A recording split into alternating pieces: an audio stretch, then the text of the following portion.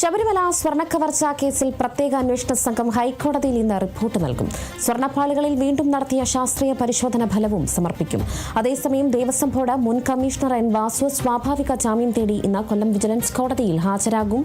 വിവരങ്ങൾ ആന്റണി ജിസ്റ്റോർജാണ് നൽകുന്നത്.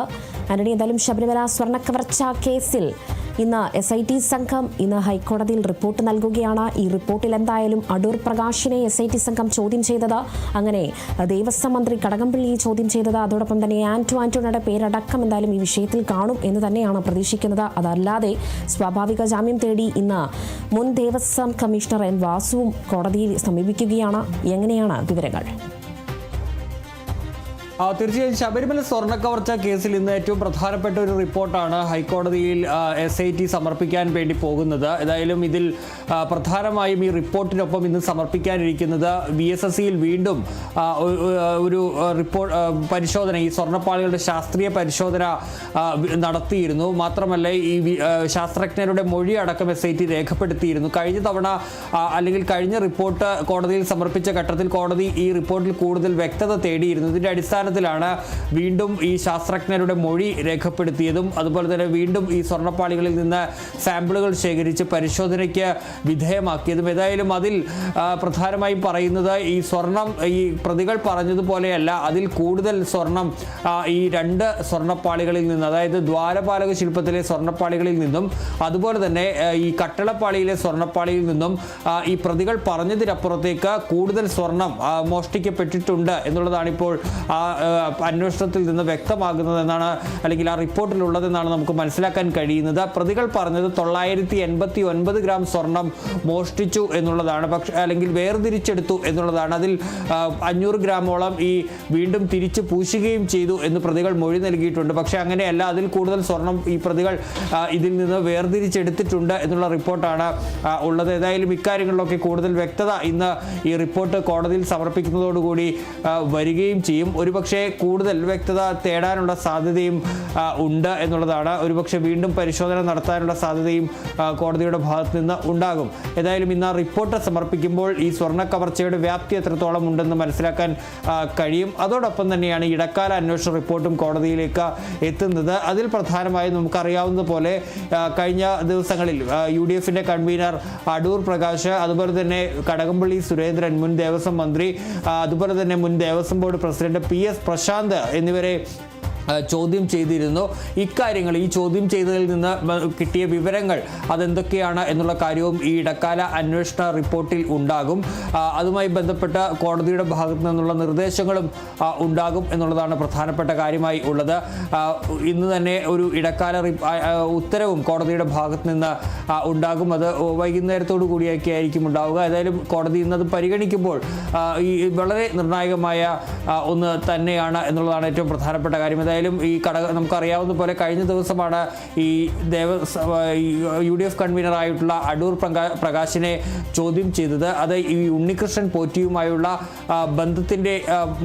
ബന്ധപ്പെട്ടാണ്, അല്ലെങ്കിൽ ആ ഫോട്ടോകളൊക്കെ പുറത്തു വന്ന സാഹചര്യത്തിലാണ്. പക്ഷേ തനിക്ക് അറിയാവുന്ന കാര്യങ്ങളൊക്കെ പറഞ്ഞിട്ടുണ്ട്. നേരത്തെ പറഞ്ഞതുപോലെ തന്നെയുള്ള മൊഴികളാണ് അടൂർ പ്രകാശ് നൽകിയിരിക്കുന്നതെന്നാണ് മനസ്സിലാക്കാൻ കഴിയുന്നത്. അതായത് ഒരു വോട്ടർ എന്ന നിലയിൽ അപ്പുറത്തേക്ക്, അല്ലെങ്കിൽ ഒരു ഭക്തർ എന്ന നിലയിലേക്ക് അപ്പുറത്തേക്ക് ഉണ്ണികൃഷ്ണൻ പോറ്റിയുമായി ബന്ധമില്ല എന്നുള്ളതാണ് അടൂർ പ്രകാശ് നൽകിയ മൊഴി എന്ന് പറയുന്നത്.